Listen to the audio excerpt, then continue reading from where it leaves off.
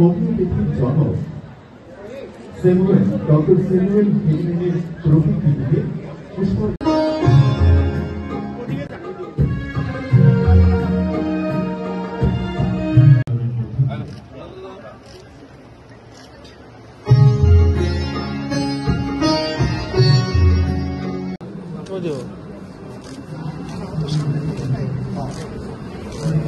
iPhone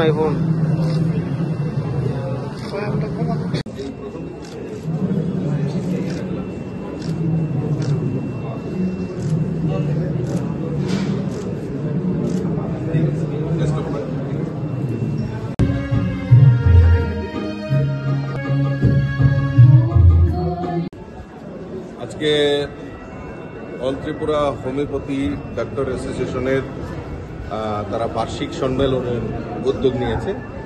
তার পাশাপাশি ওনারা রক্তদানের মতো মহৎদানে তারা এগিয়ে এসছে।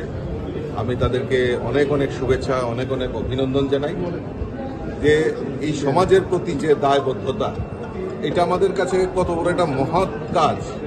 কারণ এই রক্ত আমরা তৈরি করতে পারি না, পয়সা দিয়ে কিনতে পারি না। এই যে একটা রক্তদান করা, এটার মতো মহৎ কাজ আমার মনে হয় আর কোনো কিছু নেই। আর আমাদের সব অ্যাসোসিয়েশনই বলুন, গভর্নমেন্টের তরফ থেকেই বলুন, ক্লাবগুলি, এনজিওগুলি সবাই এবং ইন্ডিভিজুয়ালি, এখন দেখা যাচ্ছে ইন্ডিভিজুয়ালি।